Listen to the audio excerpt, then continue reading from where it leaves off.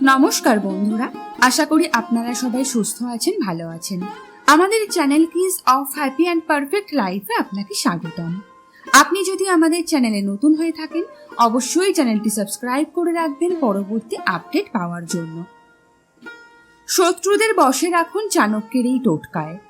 আচার্য চাণক্যের বক্তব্য অনুসারে মানুষ যদি এই গুণ রপ্ত করতে পারে তাহলে ধনপতি হয়, সব সময় খুশি থাকে।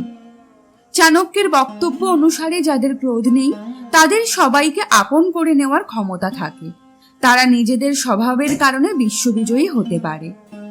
চাণক্য বলে যে যদি কোনো মানুষ নিজেদের উন্নতি চায় তাহলে তার ক্রোধ রাখা উচিত নয়।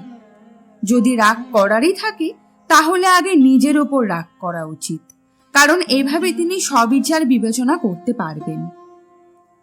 চাণক্যের বক্তব্য অনুসারে ক্রোধ মানুষের বিচার শক্তি নষ্ট করে দেয় এবং অনুচিত কাজ করাতে বাধ্য করে। চাণক্যের বক্তব্য, কোনো ব্যক্তির কোনো পরিস্থিতিতে বিনা কারণে রাগ করা ঠিক নয়, তা থেকে বিরত থাকা উচিত।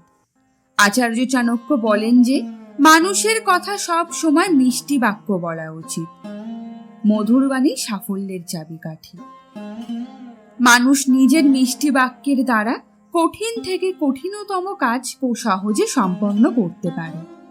চাণক্যের বক্তব্য মেনে চললে যে কোনো মানুষ জীবনে সব ধরনের সাফল্য লাভ করতে পারে। আজকের ভিডিওটি আমরা এখানেই সমাপ্ত করছি।